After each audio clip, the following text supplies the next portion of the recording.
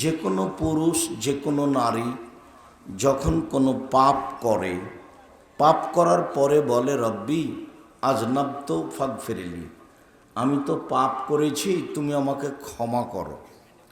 এই কথা যখন মানুষে বলে তখন তার উত্তরে আল্লাহ তাআলা বলেন আলেমা আব্দি আন্নাল্লাহু রাব্বান ইয়াখুজুনা ওয়া ইয়াগফির লাহু ইয়াখুজুহু ওয়া ইয়াগফির লাহু। আমার দাস দাসী কি জানে যে তার একজন প্রতিপালক রয়েছেন যিনি শাস্তি দিতে পারেন, যিনি ক্ষমা করতে পারেন? এটা কি আমাকে জেনে বলছে?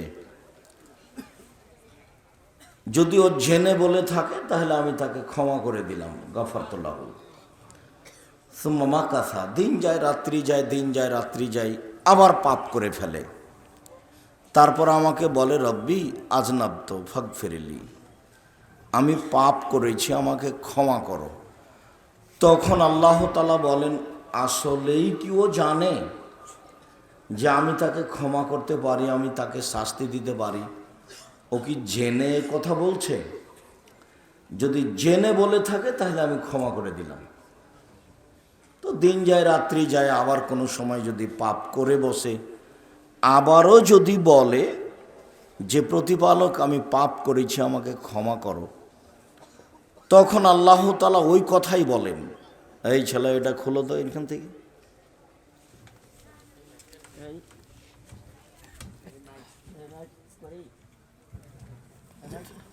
খোলেন, এটা খোলা, ওই দিক দিয়ে খোলেন, এটা খুলে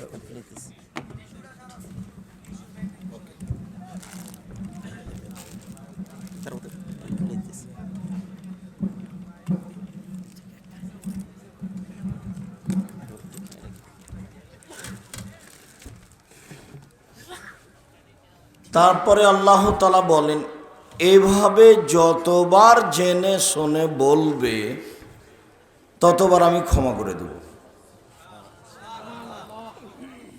এই ব্যাপারে ইবলিস যে আল্লাহ তাআলার কাছে দাবি জানিয়েছিল, তখনও আল্লাহ এরকম কথা বলেছিলেন। কোরআন মাজিদে উল্লেখ হয়েছে, আল্লাহ যখন ইবলিসকে বললেন যে তুমি সরে যাও, যেহেতু আমি আদমকে মেনে নিতে বললাম ফেরেশতাকে এবং তোমাকেও বললাম, তো ফেরেশতারা তো আদমকে মেনে নিল, তুমি তো মানতে পারলে না, তো তুমি আমার রহমত থেকে সরে যাও। তো ইবলিস বলল ঠিক আছে, তাতে আমি রাজি আছি, তবে আমার একটা দাবি মানতে হবে। কি? আমাকে বেঁচে থাকার সুযোগ দিতে হবে ইলা ইয়াউমিল কিয়ামা, কিয়ামত পর্যন্ত। তো আল্লাহ বললেন যে হ্যাঁ আমি মেনে নিলাম, তবে এলা ওয়াক্তি মালুম, একটা সময় পর্যন্ত। ওর ভাষাটা ছিল কিয়ামত পর্যন্ত, আর আল্লাহ বললেন যে একটা সময় পর্যন্ত মেনে নিলাম, তাহলে কিয়ামতের আগে তার মরণ হতে পারে। ও বলল যে আমি একাই জাহান্নামে যাব না, আদম সন্তানকে নিয়েই যাব। তো আমি যদি আগেই মরে যাই তাহলে আদম সন্তান তো অনেকেই জান্নাতে চলে যাবে, তো তাহলে তো আর আমার যেটা জিদ সেটা তো হবে না, তাহলে আমাকে কিয়ামত পর্যন্ত বাঁচার সুযোগ দেন। তো আল্লাহ বললেন ঠিক আছে দিলাম, তবে এলা ওয়াক্তি মালুম, একটা নির্ধারিত সময়। আল্লাহ ইবলিসের ভাষাটা নকল করলেন না, তবে সময় দিলেন। যখন সময় ইবলিস পেয়ে গেল তখন বলছে রব্বি, হে আমার প্রতিপালক, ওয়া ইজ্জাতেকা, তোমার সম্মানের কসম। ইবলিস বলছে যে রব্বি, হে আমার প্রতিপালক, তার মানে ও ভালোভাবেই জানে যে আল্লাহ আছে। ও হলো 14 ইলিমের পড়া, মানে বিদ্যা বুদ্ধি তার ভালো আছে। ও বলছে রব্বি, এটা ইবলিসের ভাষা, রব্বি হে আমার প্রতিপালক, তোমার সম্মানের কসম করে বলছি, লাউবিয়ানাল ইনসানা মাদামাত আরওয়াহুম ফি আসাদিন, আদমের ছেলে মেয়ের দেহে যতদিন শ্বাস থাকবে আমি তাকে ভুল পথে ভ্রান্ত পথে নিয়ে যাব যাব যাব। আমি একাই জাহান্নামে যাব এই সিদ্ধান্ত আমার নয়, আদমের ছেলে মেয়েকে নিয়েই যাব। জিদ করে যা বলে, তো জিদ করে ইবলিশও বলল যে লাউবিয়ান আল ইনসানা মাদামা তার অহম পিয়াসা দেহি, ওর দেহে শ্বাস থাকলে আমি তাকে ভুল পথে নিয়ে যাব, আর যখন শ্বাস নাই তখন আমারও কাজ নাই তারও কাজ নাই।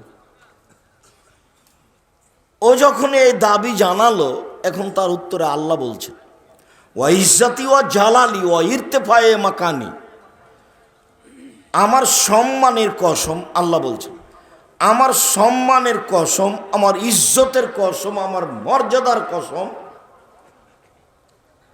আদম সন্তান যতবার ক্ষমা চাইবে ততবার আমি ক্ষমা করে দিব।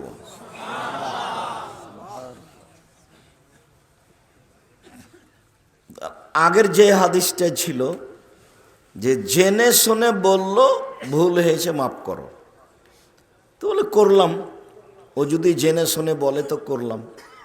তো এখনো মাফ যে জেনে শুনে বলতে থাকলে, পাপ হতে থাকলে ক্ষমা হবে, ইবলিশ যেন সফল হতে না পারে,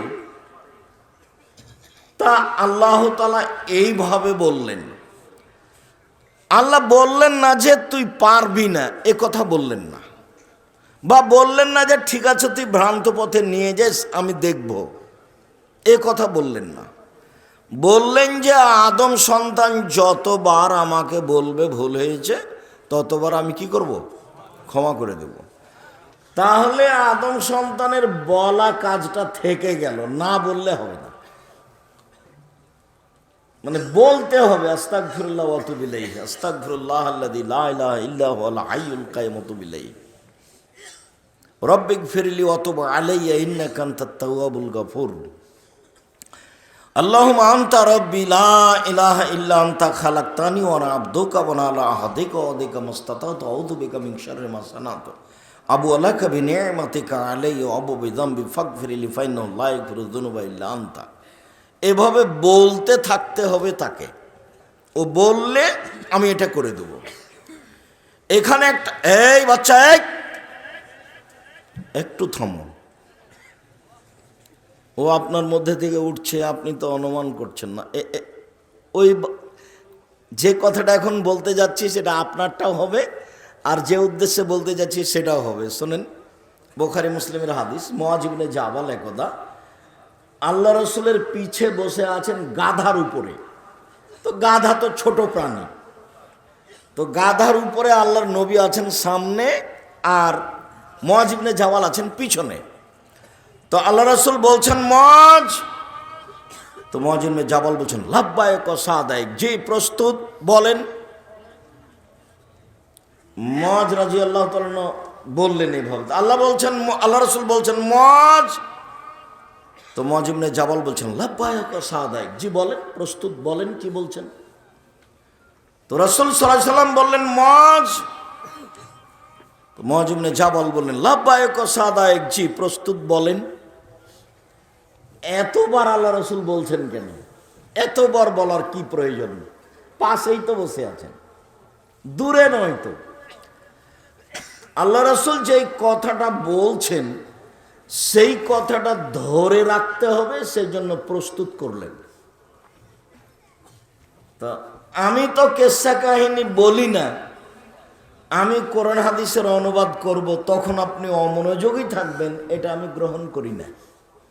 দয়া করে অল্প কয়েক মিনিট মোবাইল ফোন, কথাবার্তা, চলাফেরা, লেনদেন, ক্রয় বিক্রয় বন্ধ রাখেন। আপনি আপনার কোনো প্রয়োজন আমাকে দেখায়েন না, যেটা আমি গ্রহণ করব না।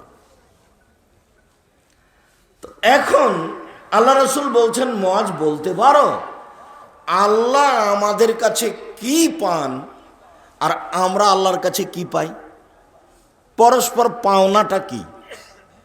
আমাদেরও একটা দাবি আছে, পাওনা আছে, আমরা সেটা পাই, দিয়ে দিতে হবে আমাদের। আর আল্লাহ আমাদের কাছে একটা পান, সেটা দিয়ে দিতে হবে। তো মুআয ইবনে জাবাল বলছেন যে আল্লাহ রসুল আলাম, আল্লাহ এবং আল্লাহ রসুল ভালো জানেন, এগুলো আমি বলতে পারবো না, আমি জানি না। তখন আল্লাহ রসুল বলছেন মজ শোনো, আল্লাহ আমাদের কাছে পান যে আমরা তার শিরক করব না, এটাই তার পাওনা। আল্লাহর পাওনা আমাদের কাছে যে আমরা শিরক করতে পাবো না। আর আমাদের দাবি হলো তিনি শাস্তি দিতে পাবেন না। আমাদের পাওনা হলো উনি শাস্তি দিতে পাবেন না আমাদেরকে, আর তার পাওনা হলো তিনি আমরা শিরক করতে পাবো না। তো তারটা আগে না আমাদেরটা আগে? তারটা আগে। শিরক নেই যখন জান্নাত তখন, শিরক আছে যখন জাহান্নাম তখন।